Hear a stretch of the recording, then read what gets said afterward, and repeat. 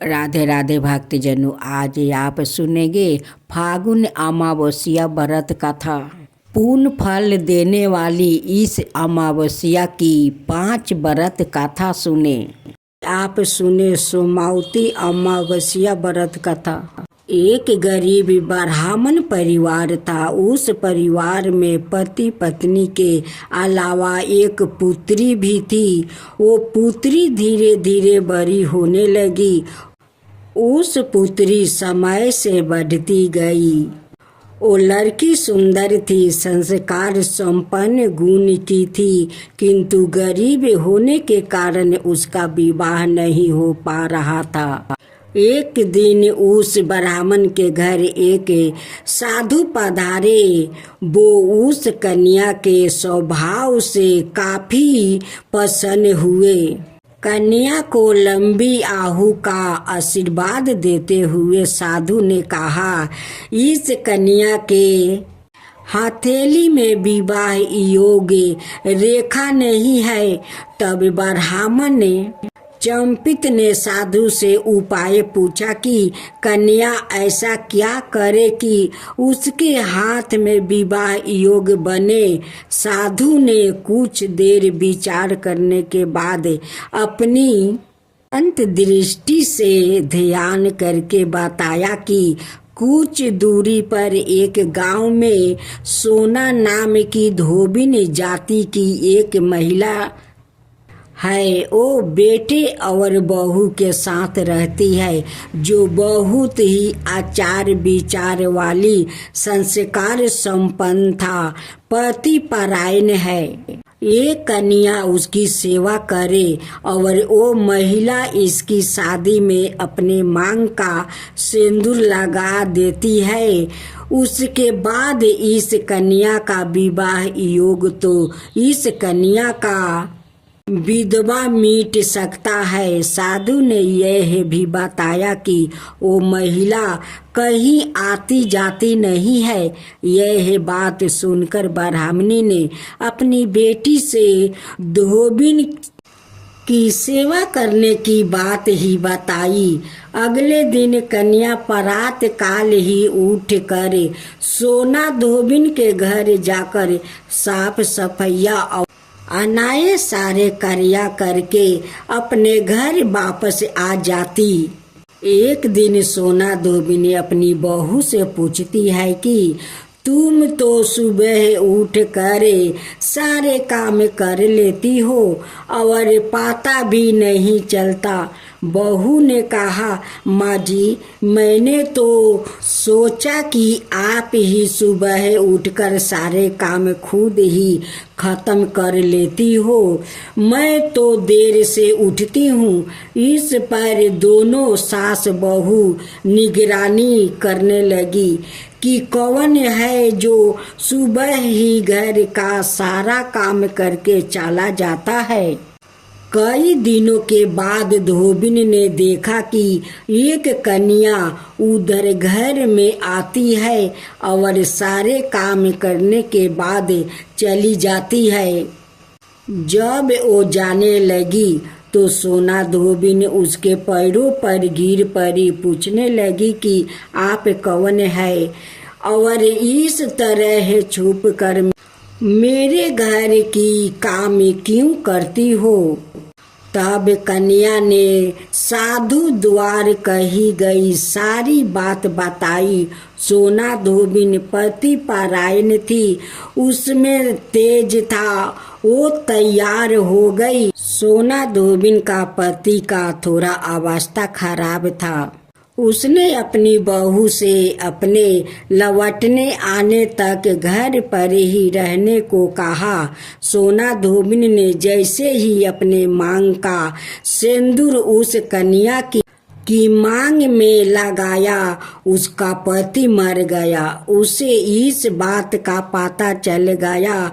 वो घर से निर्जल ही चली थी, यह सोच कर कि रास्ते में कहीं पीपल का पेड़ मिलेगा तो उसे भौंरी देकर और उसकी परिक्रमा करके ही जल ग्रहण करेगी।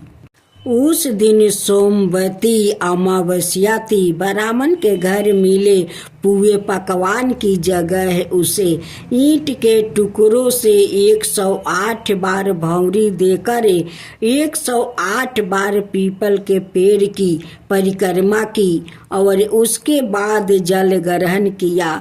ऐसे करते ही उसके पति के मुर्दा शरीर में वापस जाने आ गई। धोबिन सोना का पति वापस जीवित हो उठा। अमावस्या माता की जय हो, अमावस्या माता की जय हो। एक ब्राह्मण और एक ब्राह्मणी थी। वो दोनों भगवान के भक्त थे। घर में सब कुछ था, पर उनका कोई संतान नहीं होने से वो अति दुखी रहते थे। एक दिन अपनी स्त्री से वन में तपस्या करने जाने के लिए कहा और भगवान पर भरोसा करके वन में चला गया। जंगल में जाकर तप करने लगा।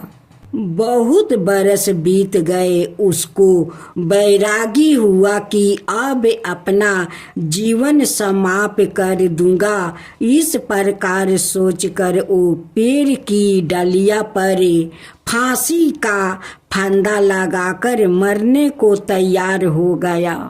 तब जाके सुख अमावस्या प्रकट होकर बोली, देख ब्राह्मण, तुम्हारे 7 जन्म तो कोई संतान नहीं लिखी है, किंतु मैं तुम्हें 2 कन्या का वरदान देती हूँ। एक का नाम है अमावस्या, दूसरी का नाम है पूनम। राख देना। तेरी स्त्री को कहना कि सुख अमावस्या का व्रत यह उपवास करे। अमावस्या के दिन 1 कटोरी चावल भर कर उस पर दक्षिणा रख कर किसी मंदिर में रख देना। ऐसा 1 साल तक करना। 1 कटोरी चावल सहित दान करते रहना। ब्राह्मण घर आया, अपनी स्त्री को बताया और अमावस्या के दिन ब्राह्मणी ने व्रत रखा। कुछ दिन बाद उसके 2 कन्या हुई। तब उसने एक का नाम अमावस्या और दूसरी का नाम पूर्णिमा रखा। धीरे धीरे बड़ी होने पर उनका विवाह किया। बड़ी बहन अमावस्या धार्मिक थी, जबकि छोटी बहन पूर्णिमा भगवान का बिल्कुल ही नहीं मानती थी। बड़ी के घर में तो सुख समृद्धि का भंडार भरे पूरे थे, पर छोटी बहन पूर्णिमा के दुख का पार नहीं था। जब बड़ी बहन अमावस्या को छोटी के बारे में सब मालूम हुआ कि उसकी बहन दुखी है, तब अमावस्या गाड़ी भर कर सामान लेकर गई और छोटी बहन को कहा, बहन पूनम, सुख अमावस्या का व्रत तू भी करे, जिसे तुम्हारा घर में सुख समृद्धि का भंडार भरेगा। 1 साल तक चावल का कटोरा भर कर दक्षिणा दान करना। पूनम में ऐसा हो गया कि कुछ दिनों बाद उसके भी घर में धन आए और संतान को समृद्धि होने लगी। इस प्रकार जो भी सुख अमावस्या का व्रत आदि विधि पूर्वक करेगा, उसके घर में सुख समृद्धि का भंडार माँ सुख अमावस्या पूर्ण करेगी। भक्तों आज सुने चैत्रा पूर्णिमा व्रत का था। चैत्रा माह की पूर्णिमा को शास्त्रों में सर्वाधिक महत्वपूर्ण माना गया है, इसलिए क्योंकि यह हिंदू वर्ष की पहली पूर्णिमा तिथि कहलाती है। चैत्रा पूर्णिमा का दिन मन लक्ष्मी की पूजा का विधान है। ऐसा माना जाता है कि पूर्णिमा तिथि पर माँ लक्ष्मी धरती पर भ्रमण करती है। और भक्तों पर अपनी कृपा बरसाती है। ऐसे में इस दिन माँ लक्ष्मी की पूजा के साथ साथ कुछ कार्यों पर विशेष ध्यान देना चाहिए। असल में शास्त्रों में बताया गया है कि चैत्र माह की पूर्णिमा के दिन कौन से काम करना चाहिए और कौन से कामों को करने से बचना चाहिए। अब हम सुनते हैं चैत्र पूर्णिमा व्रत कथा। पौराणिक कथा के अनुसार नर्मदा नदी के तट पर सुव्रत नाम का एक विद्वान ब्राह्मण रहता था। वो बहुत लालची थे। उसका उद्देश्य था कि किसी भी तरह से पैसा कमाना था और ऐसा करने से वो समय से पहले बूढ़ा देखने लगा और उसे तरह तरह की बीमारियां होने लगी। इस दौरान उन्हें एहसास हुआ कि उन्होंने अपनी पूरी जिंदगी पैसे कमाने में लगा दिया और सोचने लगा कि अब जिंदगी कैसे बचेगी। इस दौरान उन्होंने चैत्र पूर्णिमा पर स्नान का महत्व बताने वाला एक श्लोक याद आ गया और उन्होंने नर्मदा नदी में डुबकी लगाई। लगभग 9 दिनों तक स्नान करने के बाद विद्वान ब्राह्मण का स्वास्थ्य बिगड़ गया और मृत्यु का समय आ गया। ब्राह्मण सोच रहा था कि उसने अपने जीवन में कोई भी अच्छा कर्म नहीं करने के लिए नरक में कष्ट उठाना पड़ेगा। लेकिन सच तो यह था कि चैत्र पूर्णिमा में स्नान करने से उन्होंने मोक्ष की प्राप्ति हुई थी। माँ लक्ष्मी को खीर बेहद पसंद है। चैत्र पूर्णिमा का दिन उन्हों खीर या सफ़ेद मिठाई का भोग लगाने से उनकी कृपा प्राप्ति होती है। साथ ही जीवन की सभी परेशानियां भी दूर हो जाती है। शास्त्रों के अनुसार पूर्णिमा के दिन सुबह पीपल के पेड़ पर जल चढ़ाने और शाम को दीप जलाने से माँ लक्ष्मी की कृपा प्राप्ति होती है। भक्तजनों, आज आप सुने अमावस्या व्रत कथा। एक बूढ़ी का दुख भरी कहानी है। जो भक्त इस अमावस्या व्रत सुनेंगे उस पर अमावस्या माता जरूर प्रसन्न होगी। इस अमावस्या व्रत को जरूर सुनिए। एक ब्राह्मणी थी। उनकी एक ही बेटा और बहू थी। ब्राह्मणी सोचने लगी कि मेरा बेटा बहू अपना माँ को तो कभी नहीं छोड़ेगा। बहू है तो मेरी लक्ष्मीनिया हमें तो बहुत सेवा करेगी। यही सोच कर उस ब्राह्मणी ने अपना बहू और बेटा से बहुत प्यार करती थी। उस बुढ़िया का परंपरा था कि हर अमावस्या का वो व्रत करती थी। काली माँ का मंदिर जाकर वो पूजा करती थी।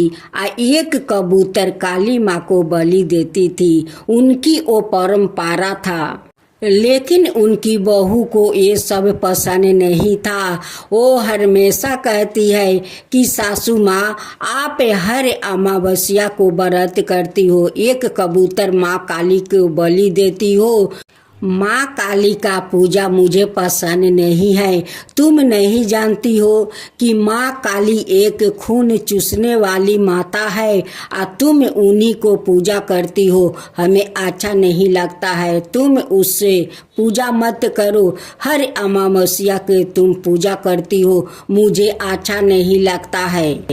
जब उनकी सासू माँ अपनी बहू को बात नहीं मानी तो बहू को बहुत गुस्सा आ गई। एक दिन वो लकड़ी से खाना बना रही थी या उनकी सासू माँ बैठ रही थी। उसी समय एक जलते हुए लकड़ी ले आती है और अपना सासू माँ के पीठ में लगाकर जला देती है। जब ब्राह्मणी का बेटा आकर अपना माँ को पीठ पर जले हुए देखते हैं, कहते हैं कि माँ तुम्हारा पीठ कैसे जल गया।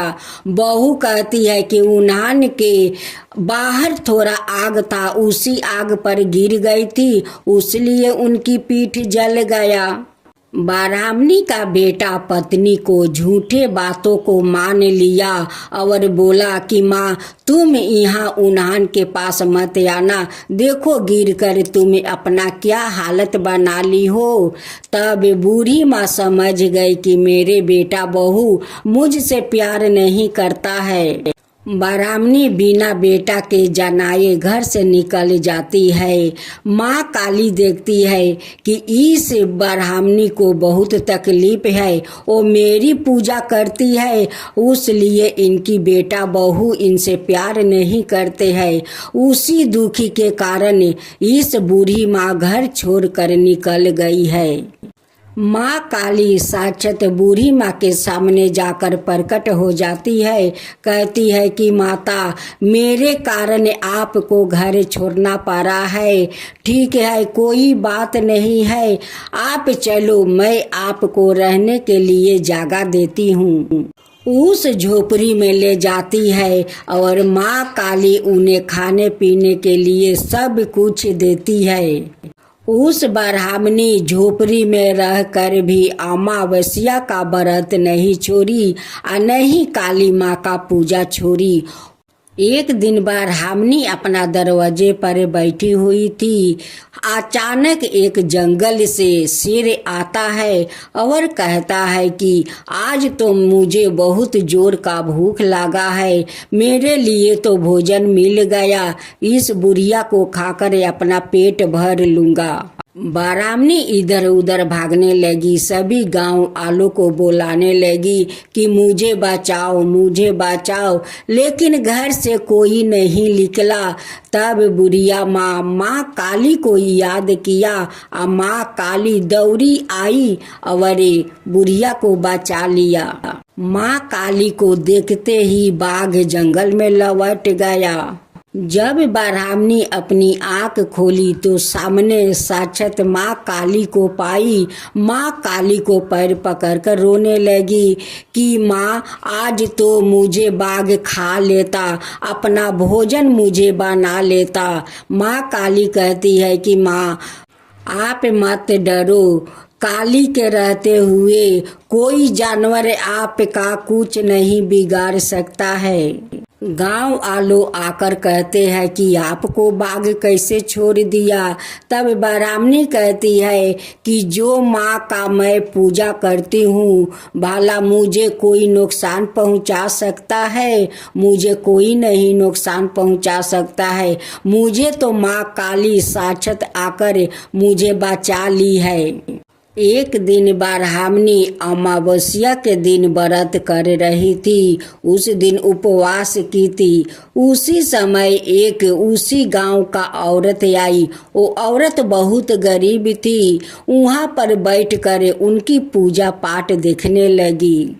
जब उनकी पूजा समाप्त हो गई तब उस औरत उस ब्राह्मणी से पूछती है कि हे ब्राह्मणी माता, मुझे भी इस अमावस्या का व्रत का विधि विधान बताइए, मैं भी अमावस्या का व्रत करना चाहती हूँ। उनकी बात सुनकर ब्राह्मणी कहती है कि हाँ बेटी, तुम खुशी खुशी व्रत करो, देखो अमावस्या माता तुम्हारी जरूर दुख हर लेगी।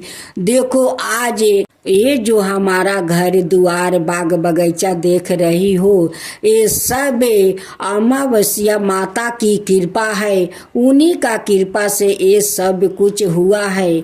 मेरा बेटा पतोह तो मुझे आज तक खोजने नहीं आया कि मेरी माँ मर गई या जिंदा है, आज तक खोजने नहीं आया। मैं तो यही सोचती रही कि मेरे बेटा बहू मुझसे बहुत सारा प्यार करेंगे, मुझे बहुत सेवा जतन करेंगे, लेकिन नहीं, मेरी बहू तो एक दिन लकड़ी जलते हुए उठाकर मेरी पीठ पर मार देती है। मेरा पीठ जल गया।